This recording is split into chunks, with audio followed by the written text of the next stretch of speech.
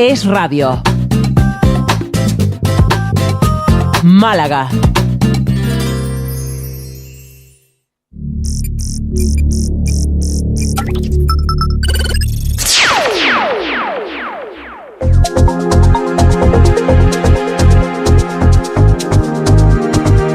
Ciberlex.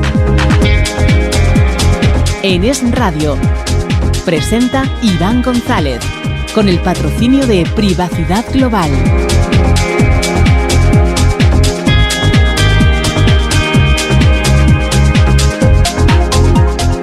Muy buenas a todos los oyentes, de nuevo por aquí, qué alegría, qué alegría.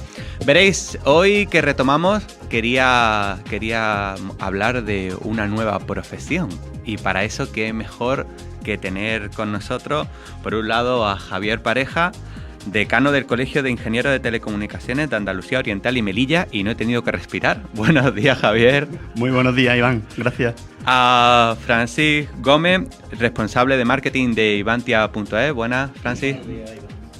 Y por último, a mi lugarteniente, Esteban González, coordinador de Privacidad Global. Buenas, Esteban. Buenos días a todos. Mirad, seguro que todos habéis escuchado esta frase tan manida, pero no por ello deja de ser cierta, de que nuestros hijos se acabarán dedicando a una profesión que todavía no existe. Bueno, pues en este caso resulta que tenemos una que acaba de nacer, y qué mejor que nuestros oyentes puedan acercarse a ella de la mano de estos profesionales y de la mano de la única escuela en Málaga que está impartiendo la misma. Javier, ¿qué es Ivantia? Ivantia es Sí. una organización que se ha creado entre algunas empresas, digamos, para impartir formación en el tema de ciberseguridad y tecnologías de la información. ¿Y el colegio cómo interviene en esa parte, en Ivantia? Bueno, el colegio siempre ha apoyado todo lo que está relacionado con la ciberseguridad, desde el punto de vista de que es una de las líneas maestras dentro del Colegio de Ingenieros de Telecomunicación. Y es donde actualmente, digamos, más profesionales de la ingeniería de la telecomunicación se están dedicando o tienden a dedicarse al objeto de digamos, el conocimiento tecnológico necesario para realmente un control de la ciberseguridad es muy importante. Y esa formación previa la tienen los ingenieros de telecomunicación. Así es. Desde ese punto de vista, el colegio siempre ha estado muy interesado en todo lo que está relacionado con los aspectos de ciberseguridad. Francis, ¿qué podrías decirme sobre lo que se considera que es un DPO? Bueno, un DPO en verdad es una pepita de oro, como tú bien dices, y nos has definido muchas veces, ¿no? Es una nueva profesión que surge a raíz de la implantación a partir de mayo del nuevo reglamento de la Ley de Protección de Datos. Entonces, surge, gracias a esa nueva profesión, un nuevo nicho a muchos profesionales que no tienen por qué ser de titulación, no tienes por qué ser abogado, no tienes por qué ser técnico en temas de informática o tal, sino que se tiene que dar un compendio, porque el DPO en sí es un mediador, es un director de orquesta que lo que hace es coordinar en una empresa que se cumplan y que se rijan todas las condiciones que hacen falta para que los datos personales que se manejen estén a resguardo. Y por tanto, esa profesión nace a raíz de una nueva normativa, ¿es así, no, Esteban? Eso. Así es. Hasta ahora teníamos lo que era la LOPD, la Ley Orgánica de Protección de Datos. ¿De qué año era eso? Eso era del año 2007. 2007. ¿Y de 2007 a ahora ha cambiado mucho la tecnología y ha cambiado mucho Internet? Pues ha cambiado muy poco, prácticamente nada, verás. Bueno, todo. Facebook, Twitter, la forma de navegar. A ver, hay cantidad de cosas nuevas que antes la ley ni siquiera las podía contemplar porque no existían. Entonces, ahora es el momento de modificar esa ley para que, para que empiece a cumplir todos estos programas y todas estas empresas que están fuera de España y de Europa, que puedan cumplir con el tema de la protección de datos, que es súper importante. Entonces, bueno, ahora lo que entra a partir de mayo es el Reglamento General de Protección de Datos de la Unión Europea. Así que con esta nueva normativa nace esta nueva profesión de DPO o Delegado de Protección de Datos. Javier, ¿una profesión que será obligatoria? Bueno, tal como el del reglamento especifica, debe de ser obligatoria para aquellos organismos públicos. Todos los organismos públicos deben de tener un DPO, digamos, para asegurar que se garantiza todo el tema de la protección de datos de carácter personal. Y en el resto de las empresas dependerá del tipo de datos que manejen, la cantidad de datos que manejen, cómo los manejan, etcétera, el que sea o no obligatorio tener un DPO.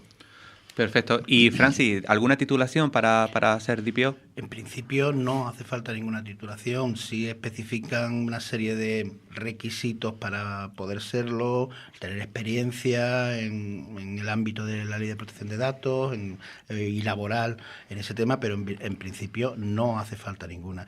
Solamente estar acreditado de que estás capacitado para poder hacerlo.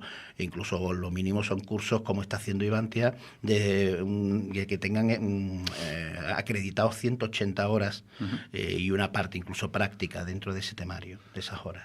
Así que estamos ante una nueva profesión que en principio no requiere una titulación, que en algunos ámbitos, como nos comentaba Javier, será obligatoria y por tanto una buena salida laboral para un montón de profesionales desde el ámbito del marketing, desde el ámbito jurídico, desde el ámbito técnico, que podrán trabajar en esta parte. Hay una pregunta, Esteban, que yo me hago.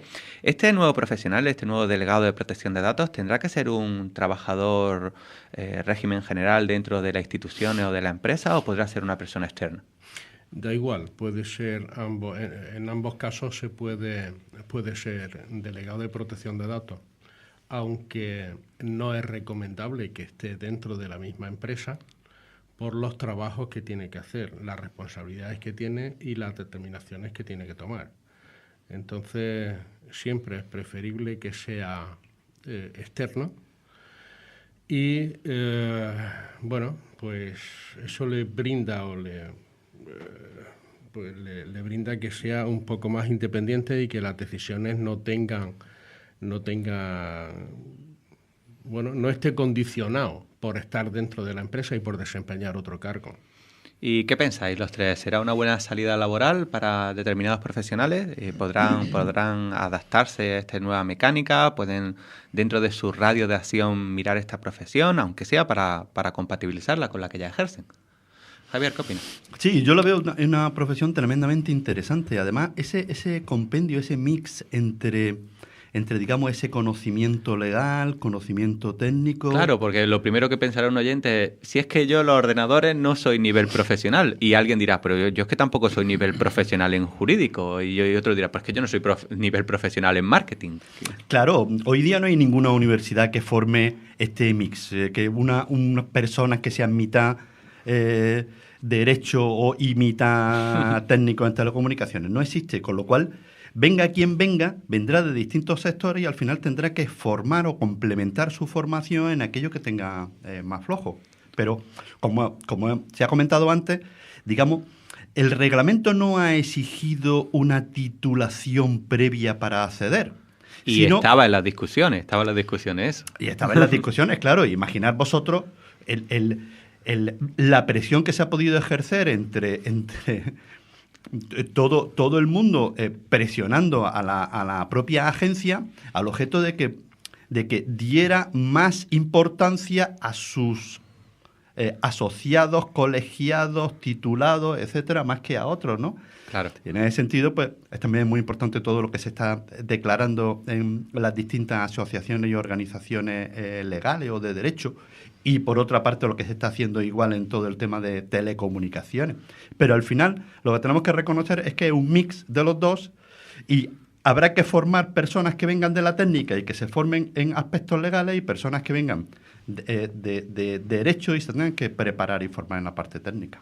Y Francis, una persona que tenga unos conocimientos medios, informáticos, de marketing, jurídicos, ¿podría seguir el curso en Ivantia sin problema?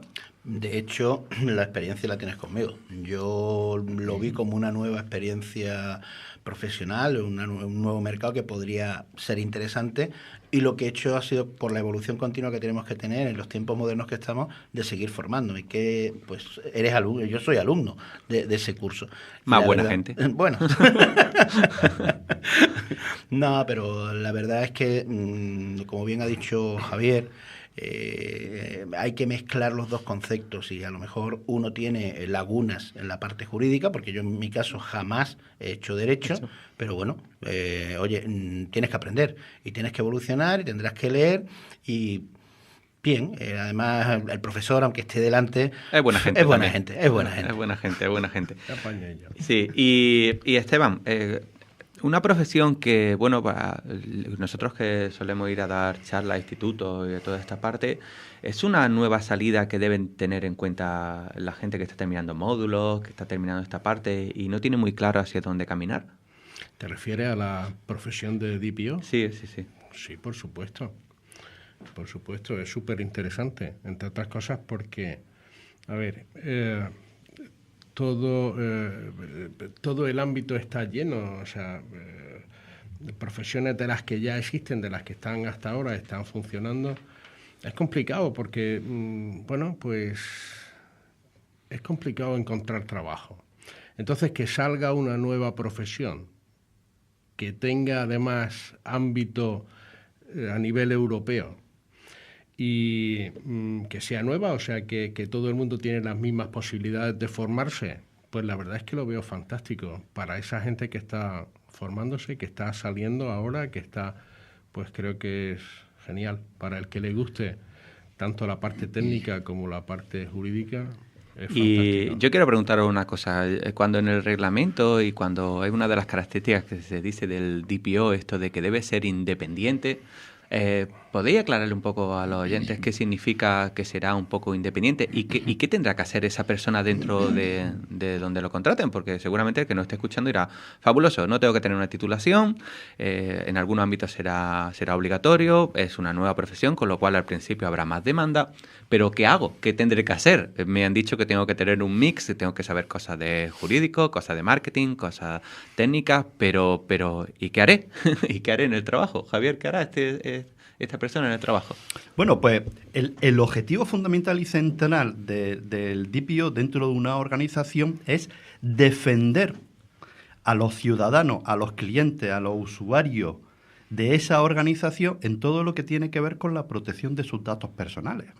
Los datos que cada uno aporta a una organización son propiedad de quien los aporta, no son propiedad de la organización que pueda hacer con ellos lo que le dé la gana, son propiedad de las personas.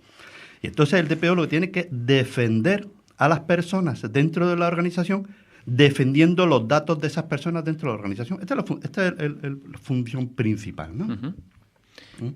Y el detalle, pues bueno, el detalle tendrá dos frentes, el frente interno y el frente externo. El frente interno de la organización será fomentar, ayudar, ordenar, formar a la propia organización, guiar a la propia organización para defender los datos de carácter personal, por un lado.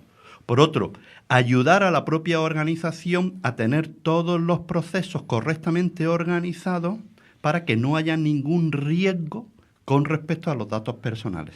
Y después tiene un perfil externo que es responder a todas las preguntas, sugerencias, quejas y cualquier acción o interés que pueda tener cualquier ciudadano con respecto a sus datos que están en esa organización. Con lo cual ese es el doble perfil interno y externo. Y en la parte, porque yo sé que a Francis esta parte le encanta, la parte que el DPO tendrá que ayudar y formar a sus compañeros y a la estructura de la empresa o de la institución en la que esté para que comprendan los riesgos de Internet. Yo sé que a ti esa parte te encanta. Hombre, tener en cuenta que cada vez Internet se implanta más en la empresa. Desde el mero correo diario que mandamos de contestación a un cliente o a un proveedor, tendremos que saber, oye, la firma digital, si estamos informándole adecuadamente de que sus datos se están tratando correctamente, si ese cliente no desea volver a recibir información nuestra. todo eso lo tenemos que tener en cuenta. ¿Cómo nos afecta si encima tenemos redes sociales en la empresa?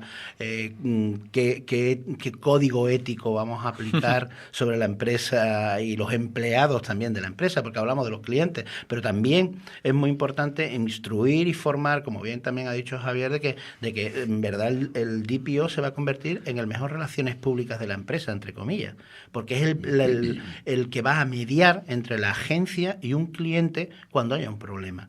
Entonces, cuando haya ese problema, el primer parapeto de la empresa es el DPO.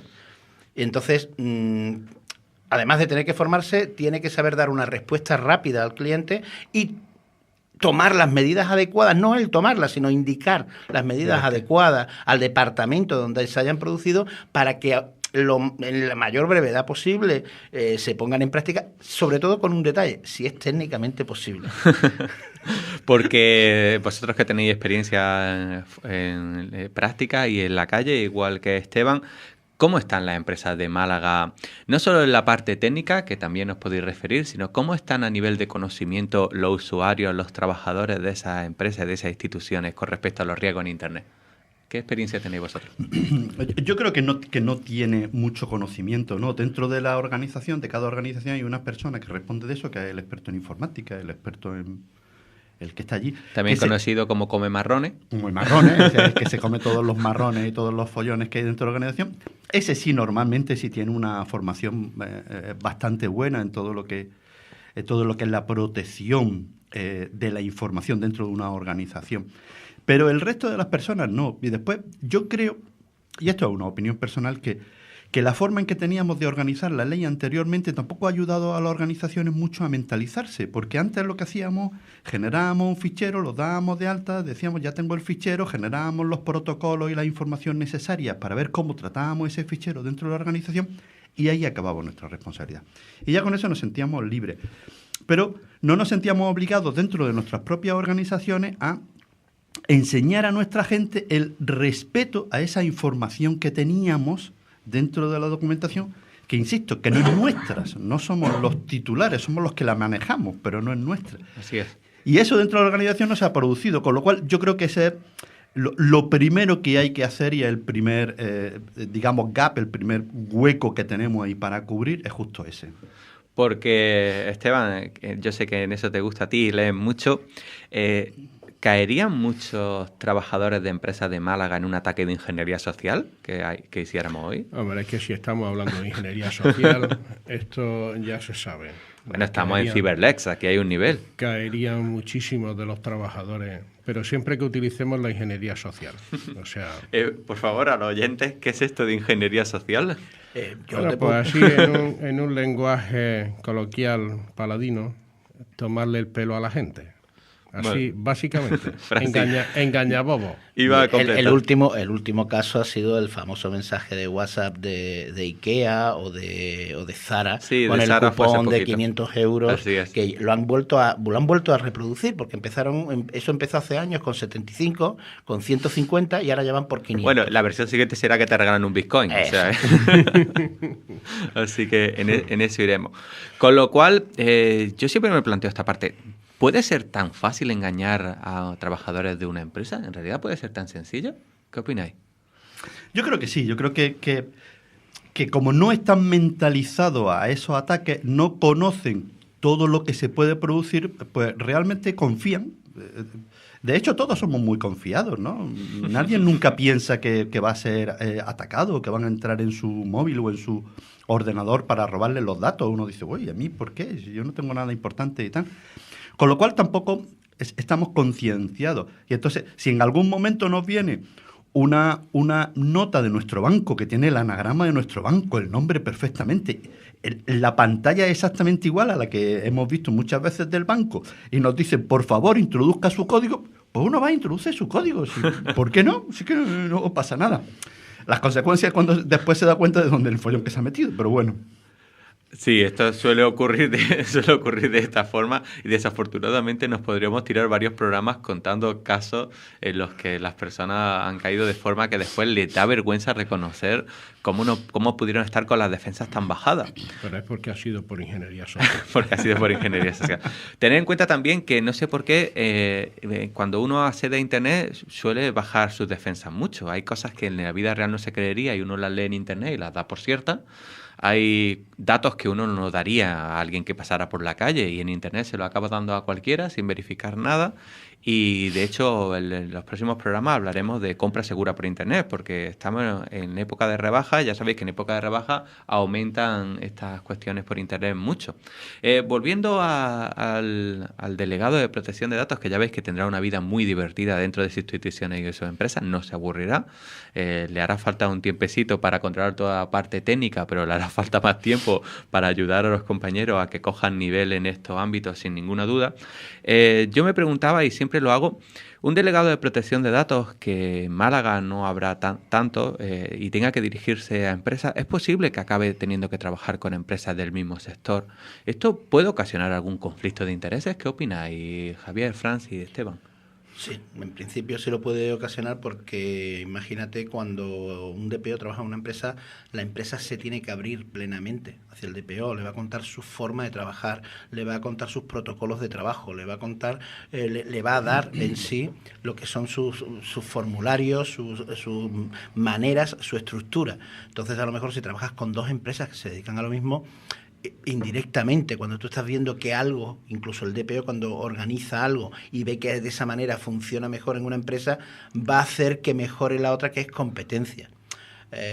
Bueno, ahí se va a crear un dilema ético entre el DPO o la persona y decir, bueno, pues mira, a lo mejor yo no voy a poder coger en este sector más de una empresa o nada más que una empresa y a lo mejor los buenos se cotizarán. Entonces dirá, mira, tengo contrato ahora mismo, 2 años o 3 años con esta empresa, cláusula de recesión. Como el fútbol ya, con cláusula de recesión, etcétera, ¿no? Esteban, ¿estás de acuerdo? Sí, totalmente de acuerdo.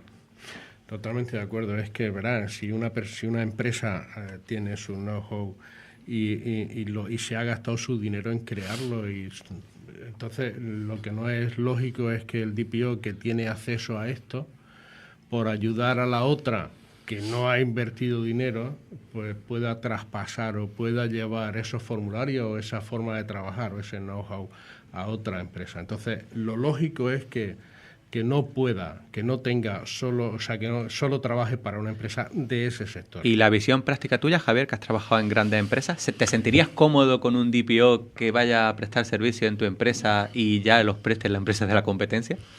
Pues como se ha comentado antes, es un poco complicado, pero primero tenemos que entender que el DPO es el primero que tiene un acuerdo de confidencialidad con la empresa. Quiere decir, y que tenemos que respetar,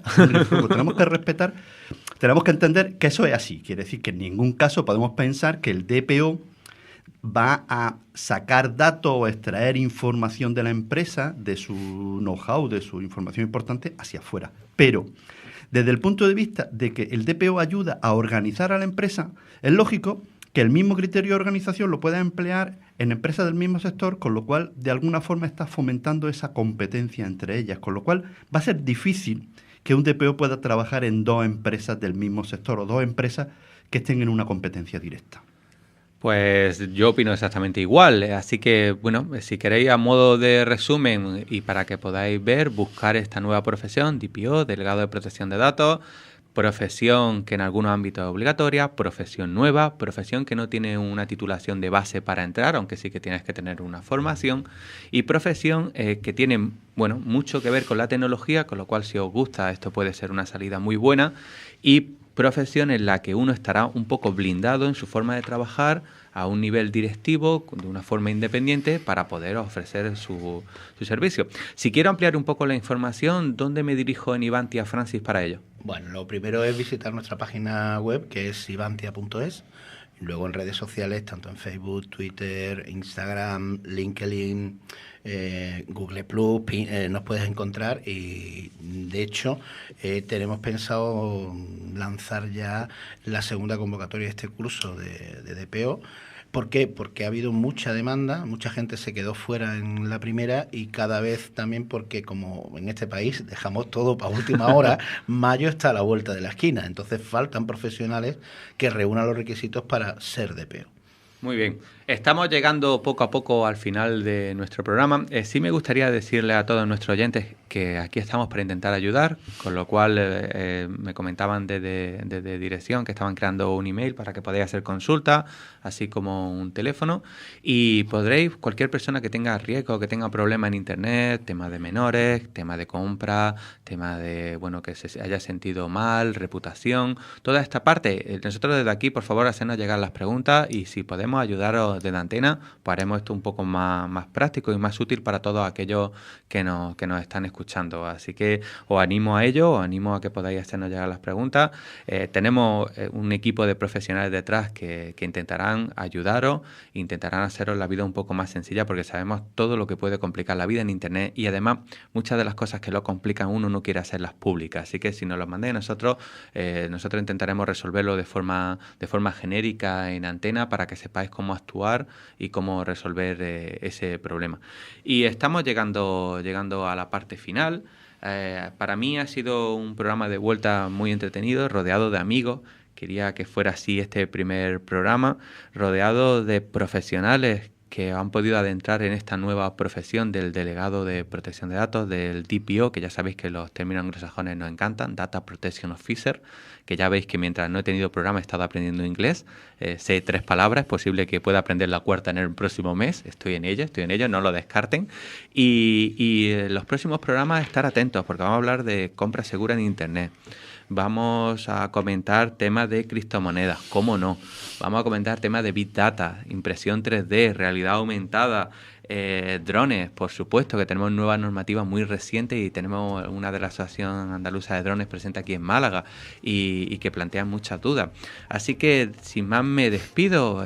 Ya sabéis, buenas tardes a todos. Nos vemos todos los jueves de 7:30 a 8 y para mí es un placer, como siempre, estar con vosotros. Me despido de vosotros, Iván González, de privacidadglobal.com y esto es CyberLex. Muchas gracias.